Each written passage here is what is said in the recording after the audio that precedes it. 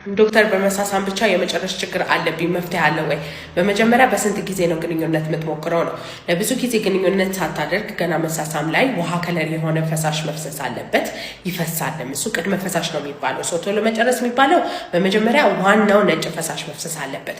ሁለተኛ ደግሞ ዋናው ነጭ ፈሳሽ ራሱ በመሳሳም ጊዜ ቢፈስ ራሱ ቶሎ መጨረስ አለባ ያስፈልግም። ቢከዝ አብዛኛው ወንዶች የመጀመሪያ ዙር ቶሎ ነው የሚጨርሱት ማለት ነው። ስለዚህ ቶሎ መጨረስ አለብን እንዲባል ሁለተኛ ዙር ግንኙነት ደግመ ማድረግ አለብን።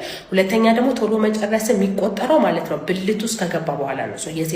የሴት ብልት ውስጥ ከገባ በኋላ ነው የሚቆጠረው ማለት ነው። ስለዚህ እንደዛ ከሆነ የእድሜ ልክ ቶሎ መጨረስ ከሆነ ከ1 ደቂቃ በታች ከሆነ በኋላ የመጣ ቶሎ መጨረስ ከሆነ ደግሞ ከ3 ደቂቃ በታች ከሆነ ነው። ስለዚህ ምን ታደርጋለህ? የመሳሳሙን ነገር በደንብ ለማለፍ ትሞክርና ቢያንስ ሁለተኛ ዙር ግንኙነት ለማድረግና ወደ ሴት ብልት ለመገናኘት ሞክራለህ። የዛን ጊዜም ቶሎ መጨረስ ካለብህ ትመጣና ሆርሞን ላይ ነርቭ ላይ ያሉ ችግሮች ሊኖሩ ይችላሉ። እንደ አግባብነታቸው ሕክምና እንሰጣለን። ማንኛውም ቶሎ መጨረስ መታከም ከፈለጋችሁ ባዮ ላይ ባለው ስልክ ቁጥር ደውላችሁ ቀጠሮ ማስያዝ ትችላላችሁ። ባይ ባይ።